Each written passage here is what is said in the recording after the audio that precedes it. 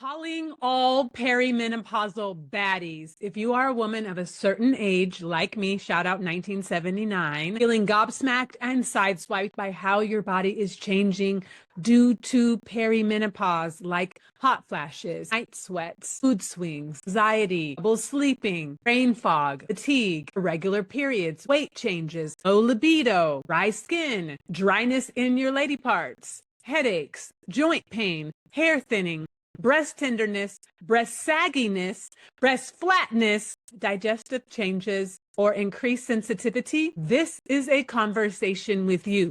Ooh, child. May we all gather here to not only commiserate, which there will be plenty of today, but also to share resources, ideas, strategies, what's working and what isn't. Let's gather right here. I am not a menopause or perimenopause expert. My name is Elle. I am also known as the Empress of Ease and the creator of the House of Ease, where I help high-achieving women escape the rat race and recover from burnout by redefining success on their own terms so that life can feel as good as it looks without exhaustion, overwork, or burnout. This conversation is very important, not only for me, because I need to know what y'all are doing and how you supporting yourself and how you navigating, negotiating, and dealing with these thing called perimenopause. But also, this is a conversation because as the Empress of Ease, I believe in doing things with as much ease, which is much flow, which is much pleasure as humanly possible. And navigating this thing called perimenopause or menopause is not making your girl's life easier. You hate to see it. I had a hysterectomy. I released my uterus, but that did not cause an early menopause because I kept my ovaries. And so now I'm experiencing perimenopause, even though I don't have a uterus. But I'm going to tell you today the top 5 and probably a little bit of bonuses, things that I hate about perimenopause. And I'm also going to be sharing with you my strategies, my resources, the supplements and the things that I'm taking and the things that I'm doing to help make this process easier to navigate and live with. You love to see it. Whether you're in perimenopause, if you're burnt out, if you're overworked, if you're exhausted, regardless, I want you to sign up for my free burnout recovery toolkit with the link in the description. It is a powerful practice that I'm going to introduce you to that is going to help you navigate perimenopause, burnout, recovery, overwork, overgiving, overstimulation to help you reconnect with and get back to yourself and your own sense of alignment and support. So check that out in the link below. Quiet as it's kept, I feel like perimenopause crept up on me slowly, creeping up like in a cartoon. I had no idea what was changing because it was happening really slowly. Yes, fatigue started happening. Yes, I'm getting ahead of myself. But if you do want a conversation with someone with more expertise, check out my video with menopause mentor Danielle Thomas. I'll put a link here, but I'll also put a link in the description so you can finish watching this video first, then go out to the link in the description. That video is called WTF is happening to my body. Menopause for Black women over 40. And we get down into the nooks and the crannies, not just about menopause and perimenopause, but also money, how to live your best life as a woman of a certain age. And I really hope that you check that out because this is not a one-way conversation. This is a community conversation. This is a collective conversation. I want to hear about your solutions, your best practices, your favorite supplements, the miracle things that you have found, or there's things that may not be a miracle, but that are helping you change over the long haul. Yes, please. Let this video be a ground zero of resources and support for each other. We can pool our support and our resources here, but trigger warning. One of the things that I'm going to talk about with a lot of passion, enthusiasm, and energy is my weight. And if weight gaining, weight loss, size, any of that is a sensitive topic for you, because weight, numbers, all that stuff can be very triggering and a sensitive thing for a lot of people. Just menopause is triggering and sensitive enough. We don't have to get caught up into a whole nother dimension and layer of it. Skip that weight conversation section. In the meantime, welcome. I'm very glad that you're here. Let's dive in. I've never been what I consider to be a skinny person per se, but I have been on the slimmer side. I used to claim that I was thick with it, but no one believed me, and I always get a side eye because I was never actually actually a thick person. And when I had brain surgery in 2012, for years, I was a very slender person because the brain takes a lot of calories to heal and recover. And so I lost a lot of weight after brain surgery and maintained it. And I actually really like being slimmer and more muscular. That actually feels good in my body. I like being strong. I like being healthy. I like being lean. That feels really, really good to me. When I noticed that my numbers, not only on the scale, because I don't even own a scale, but the feeling in my body was feeling heavier. I was feeling uncomfortable. I was feeling sluggish. It was taking me so long to move. And I was like, what is happening? My breasts were losing much of the buoyancy that they have had for most of my life. I do have a nice Coke bottle figure, as people have said, but things were starting to flatten that ain't never been flat before. Things that were widening that ain't never been wide before. I was feeling very uncomfortable in my body. I'm a neurodivergent person, and so I'm also very sensitive to being overstimulated in my body. And so this feeling of weightedness, of actually overstimulated in my clothing, overstimulated in just like feeling in my body is too much for me. I grew up dancing. I love dancing. I've danced most of my life, but I'm not what I would ever consider an athletic person. And I do not come from an athletic family. I had a great metabolism that, quite frankly, I was just taken advantage of. I was just riding the wave of my metabolism. I was just riding it out. At this point, my metabolism is like, we have done our due diligence. We got you to your mid 40s, pretty unscathed. But now the rest is up to you, Booski Wooski. This meeting is over. And because I've just been, quite frankly, not exercising as much as I should, not really building my strength and building my muscle, despite the common lore that we need to stay fit and stay strong so that when our body changes, that we're ready for it, I was not doing that. I was just riding the wave, surfing the wave of my metabolism that I didn't really work hard for. And now my metabolism has exited the chat, okay? And I am feeling and experiencing the repercussions of that in my body. Part of this was intentional neglect. I know that this was happening because as I'm preparing to move abroad, which I've talked about, I'll just link my How to Move Abroad playlist. I'll link that right here so you can go down that rabbit hole if you want to. And I'll also put the link for that in the description. As I've been preparing to move abroad and really working on my House of Ease business and my offerings and my one-on-one coaching, helping women leave the rat race and recover from burnout and really creating lives of success and ease, that partnered with my YouTube channel is what's helping me generate the income that I need to be able to leave the country and be well sustained while I live abroad. I intentionally was like, okay, I'm just going to take the foot off the gas a little bit for my exercise routine, my fitness routine. I also don't like going to the gym with other people. I just don't like being in that proximity with people who are sweating. I'm very sensitive in that way. It was cold and winter and dark in Seattle. And I was like, I don't want to go to the gym.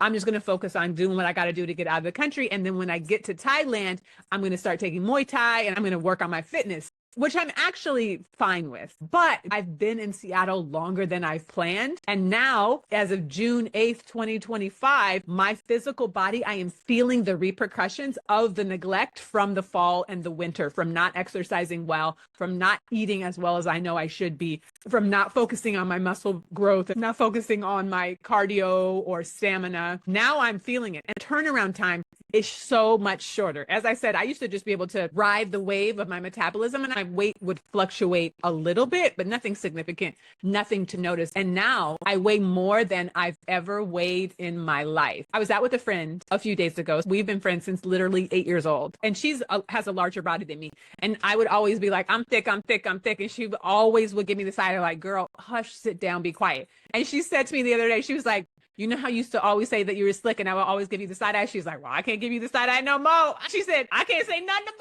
it. You say you thick, boo. I'm like, exactly. So I've been larger than I've ever been before, which I don't mind in one sense, other than the overstimulated in my body. It's very irritating. It's just overstimulation to have this much weight, but also feel this way with my clothes against my body. It's incredibly uncomfortable. A friend of mine, went out last night and they messaged me like, what are you wearing? What are you wearing? And I was like, I don't know. The only thing that I'm going to wear is something that fits, because at this point, most of my clothes do not fit. But the thing is, I like my clothes. I don't want to buy new clothes. I don't want to get rid of my wardrobe. So if I'm not going to get rid of my wardrobe, then I have to do something to get rid of all this perimenopause weight gain. I've never seen a number this high on the scale when I step on it until now. This is the most I've ever weighed, and I want to lose, I don't know if it's a significant amount of pounds, and I don't even want to say the number because I don't want to spiral anybody, but there is a significant amount of weight that I want to lose that I've never had to make that as a goal before. And I know that that's what I'm focusing on. If you watch this video here, I talk about being entitled and not being a cook,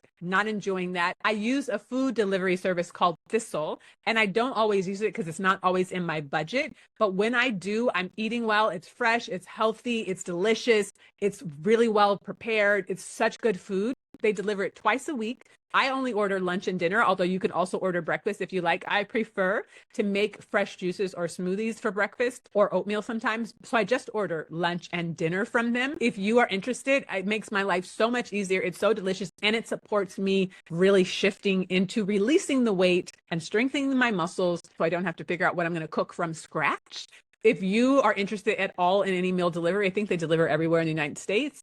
I will put the link in the description below. It's my personal code. You also get $120 off your Thistle delivery. So check that out. I need to get smaller and I need to get stronger, because not only do I want to feel good in my body, I don't want to be overstimulated by my clothes. I also have no desire and will not be buying a new wardrobe. So I need to figure out what I got to do to make sure that I can get back into the clothes that I fit a year and a half ago. I'm not that far gone, but I'm far enough gone that I know my metabolism ain't doing what it used to do no more. It has tapped out. And now it's time for me to manually do the things I've never had to do before to get me back on the right track. Part of this looks like in my body, staying up late and waking up early, regardless of when I go to sleep. Just last week, and I know I am the Empress at Ease, like things should be like Shangri-La, right? But they're not always that way. And so I want to name that, because I don't want to create this false illusion that everything is going to go seamless all the time, especially as we're making big navigations from something like not being perimenopausal to perimenopause, menopause, right? That is not something I ever want to pretend is not true. So this is why we're having this conversation, because I want to hear how you're addressing your own perimenopausal symptoms. What are you doing? Just last week, there were a couple of nights when I stayed up until 4 o'clock in the morning. One day I stayed up until 6 o'clock in the morning.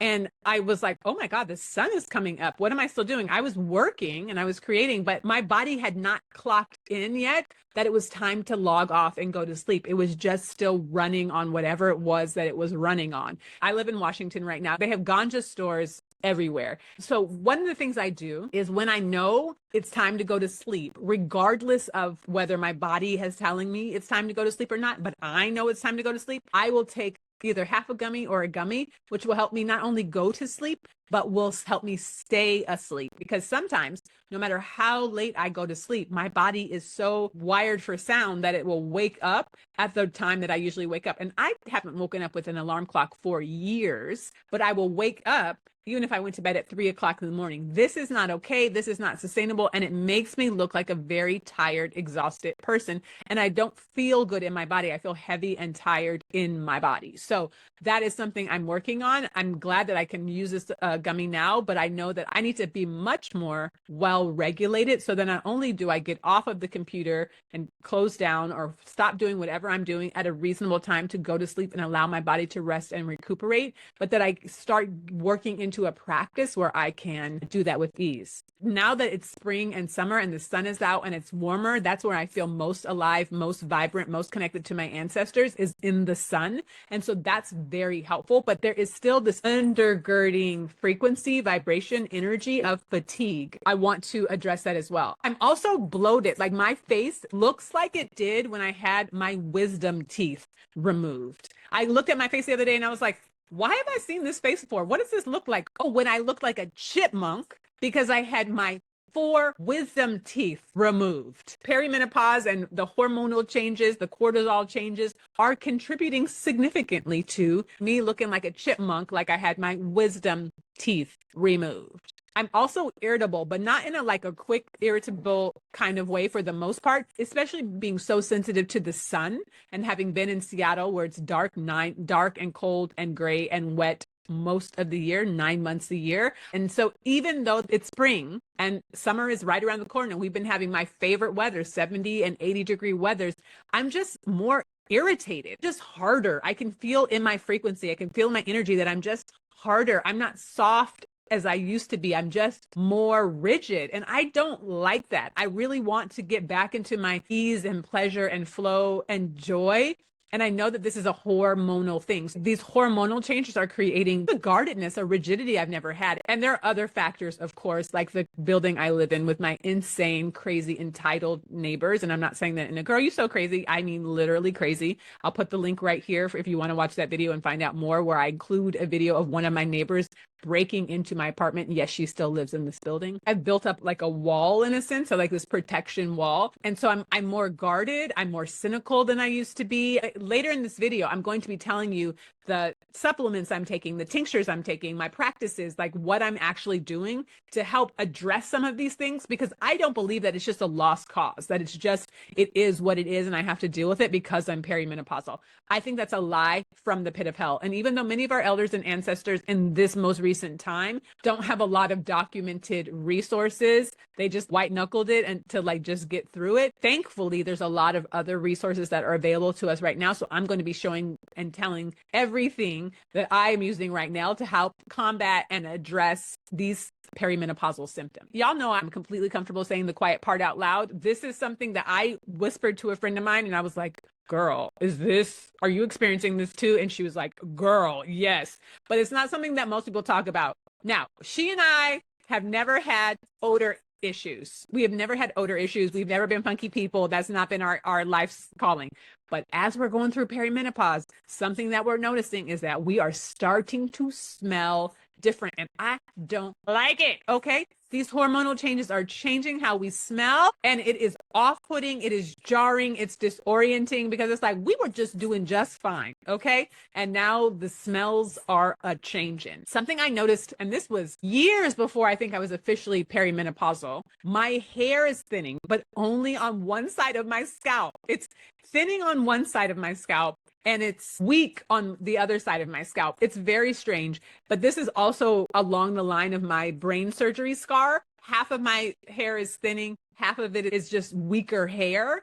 I have been to many doctors. They can't figure out why. There's something about where my brain surgery incision was, something that's affecting something. I don't know, but my hair is definitely thinning, and I would like a hair full of thick, healthy hair again. Something else I've noticed is that stress stays in my body longer, where I just am absorbing it longer. I'm not disposing of it. I'm not releasing it. I'm not metabolizing it as quickly as I used to. And I can feel the impact. I can feel the heaviness. I love body work. My body is very responsive to body work. I love being able to get body work done to support whatever I'm going through, whatever I need. And so I know I would be very beneficial from at least once a week massages right now. I would benefit very much from energy work, from craniosacral work. There are things that I know that I'm just not doing right now because, as you all know, if you've been here for a while, but if not, let me hip you to the game. I am preparing to move abroad to Bangkok, Thailand, or Vietnam. And in light of that, I am saving all of my money, organizing all of my resources and my funds to get me out of the country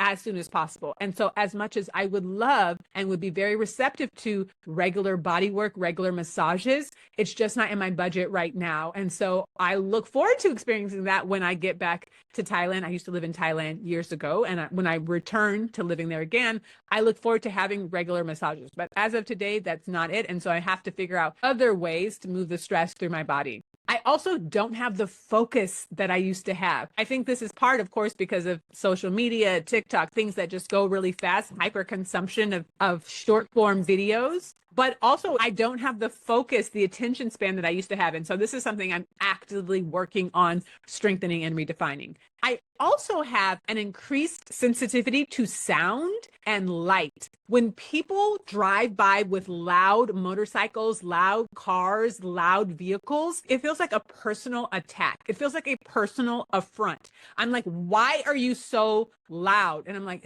I am old. I am old. This is an official sign that I'm an aged person. A friend of mine invited me out to dinner the other week and she was like, well, let's go here. And I was like, no, girl, because it's too loud in this restaurant. I won't be able to hear you. And I was like, oh, it's officially, I am an old person. I have no time, no energy or patience for fluff. Get to the point. What are you saying? What are you doing? Let's talk about this. I'm not going to read between the lines. I'm not going to jump through hoops. I'm not going to bend over backwards. Let's have a real conversation. Another thing I'm noticing in my physical body is a sense of a sluggish gut. I just feel like things are moving slower. They're not moving as quickly as they used to. I mean, I'm still doing what I got to do, like on a daily basis. It's fine, but things are taking longer to metabolize and move through my body. The last thing that I realized that is so new to me, completely different, is face blindness. I have met people and then not remembered where I met them, how I met them.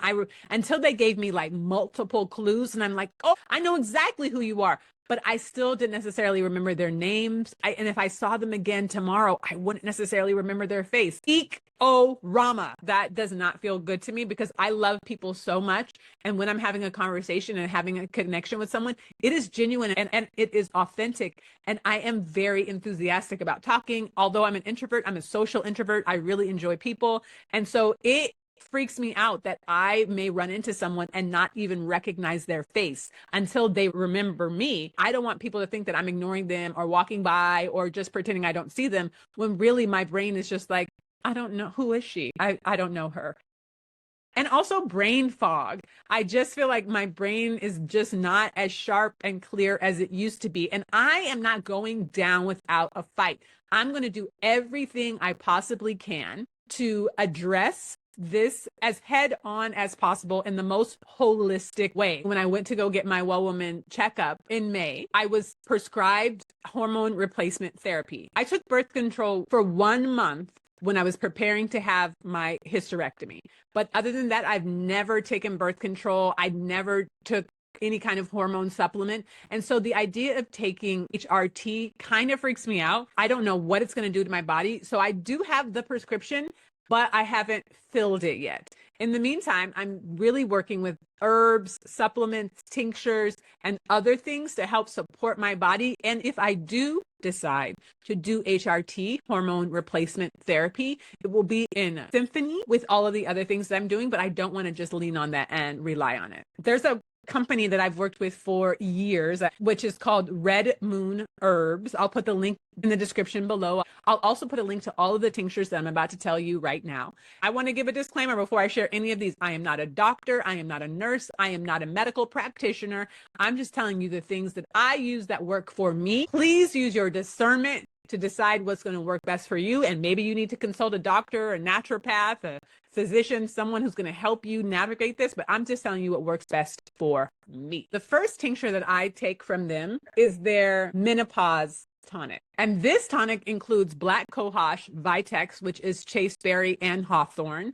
And it helps with hot flashes, mood swings, heart flutters, and supports overall hormonal balance. Now, this is the thing. When I first started going through perimenopause, I didn't know what it was. I was like, my body feels anxious. Like I'm waking up with these heart palpitations, but my brain isn't anxious. I'm not having anxious thoughts. I'm not feeling overwhelmed or overstimulated, but I am feeling like my body is racing, right? I didn't know what it was. And so that hormonal tonic is supposed to help. Next, I use Red Moon's Herbs Adaptogenesis Tonic. And this includes holy basil, ashwagandha, reishi, jiaogulan. I think that's how you pronounce it, jiaogulan, which helps your body handle stress, keep calm, stay energized when your hormones are going all over the place, up and down, in and out. Red Moon Herbs has high integrity and is incredibly well made. It's very clean. It's very well done, wild crafted. So that is the brand that I recommend, but it's not always financially accessible. So you can find these supplements also other places. This is not by Red Moon's Herbs, but it's a different singular ashwagandha tincture that I got off of Amazon, and I'll also link it below. It's a solo tincture. I'm going to put my Amazon links below so that you can get it there if that feels more accessible and doable to you. Ashwagandha root soothes anxiety, supports deep sleep, and helps calm hormonal stress. The thing about tinctures is they're not overnight, right? They're not a narcotic. It's not a drug. It helps resource and support your body and your well-being and your wellness.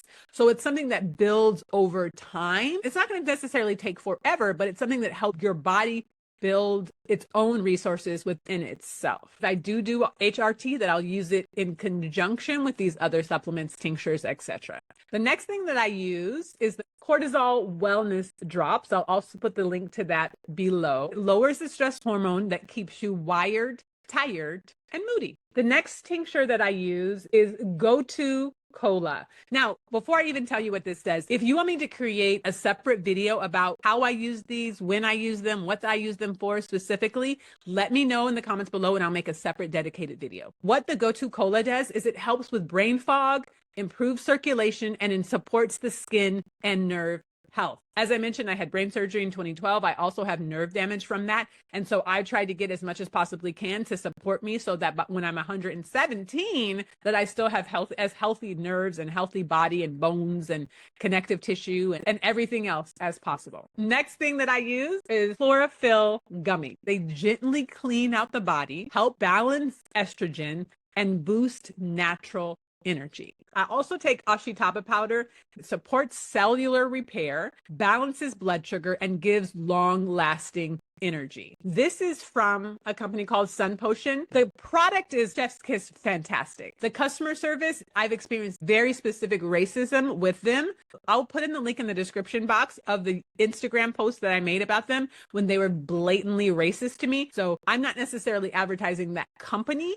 Get that product, just don't get it from the Sun Potion company. I use collagen peptides. Collagen peptides strengthen the skin, joints, hair, and nails as estrogen naturally declines in perimenopause. I know it seems like a lot of things, but you can put them all in one thing if you need to, but it's helpful to be intentional with how you intake them throughout the day. But then I do have some other supplements that I'm also use. The ones that I shared with you are my mainstays. Those are my booski wooskies. But I have some other tinctures that I also use that help support me in perimenopause. These are also from Red Moon Herbs. This is their Yellow Dock tincture, and this tincture supports liver detox and healthy digestion, especially when hormones feel stuck.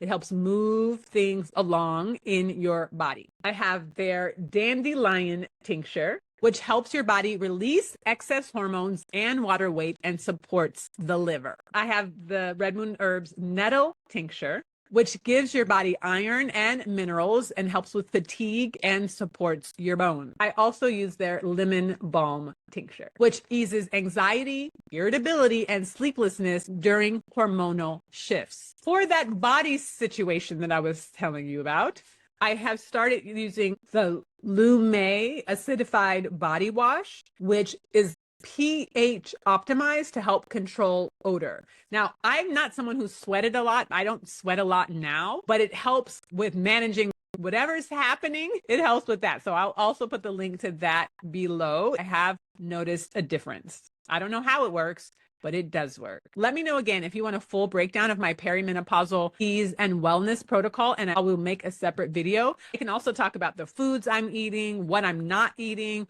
how I'm starting to exercise, taking better care of myself.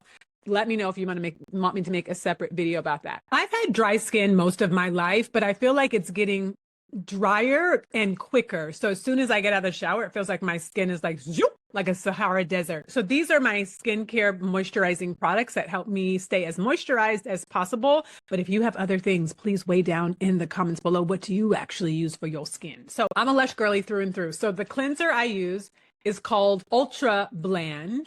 It's creamy, it's rich, it's very thick. You slather it on your face and then take it off with a very hot washcloth. 10 out of 10, highly recommend. After cleansing, I go in with the Medicube Pink Peptide Toner. I will put links to all of these items below so that you can get your own perimenopause face moisturization situation going. After the toner, I use this Ona niacinamide, I think that's how you say it, serum. I just use 3 drops of this. And then after that, I use a different serum, hyaluronic acid serum. And my understanding is that with skincare, you should go from the thinnest to the thickest. And so I start with the toner, then the first serum, then the second serum. Then I put on Pharmacy Honey Halo Moisturizer, which smells lovely and is thick.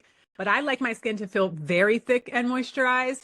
So on top of that, I put my Peace Moisturizer from Lush, which is also very, very thick. I think it's the thickest one they have. I love it so much. So then my skin feels sustainably moisturized throughout the day. I also use Danessa Myricks makeup for the most part right now. I'm using most of my foundation. It's very luxurious and very nourishing for the skin. So let me know if you want me to make a separate video about my makeup, foundation, and blush and all those things that I use. One of my other favorite resources of commiseration is the We Do Not Care Club, created by the Just Being Melanie on TikTok.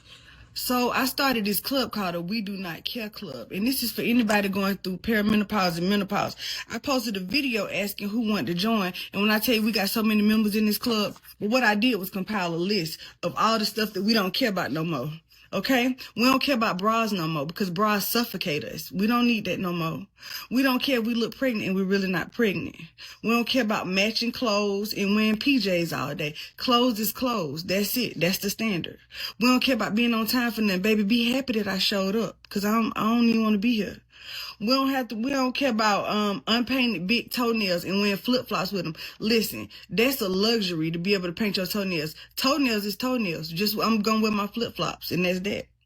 We don't care that people around us think we got shitty attitudes. That's not on us. That's on them. If you don't like my attitude, get out my face then. We don't care about watching TikTok instead of cleaning up. Don't nobody have time to clean up no way. I mean, really and truly, if people around us quit messing up, then maybe we would clean up. But that's out. We don't care that we look like Adam Sandler and Wesley Snipes. That's it. If that's how I look, then that's how I look. God made me this way.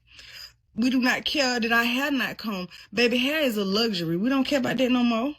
We don't care about having cellulite and short shorts. Listen, legs is legs. These is my legs. If I got cellulite, I just got cellulite. Shit, it's the same thing. We don't care that we've been wearing the same bra all week. A bra is a bra, okay? Be happy that I got one on.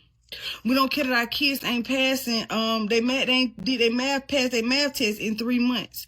Listen, kids, go out there and figure out your life, because we still trying to figure out our life, okay? Do you. That's your business. And then lastly, we don't care about going in public because it's too peoply outside. It's too many people out there. It's too many people. It's too much noise. Okay. So comment down below and let's keep this going and let's keep sharing what we don't care about. Okay. And welcome to the club for all the new members. Welcome.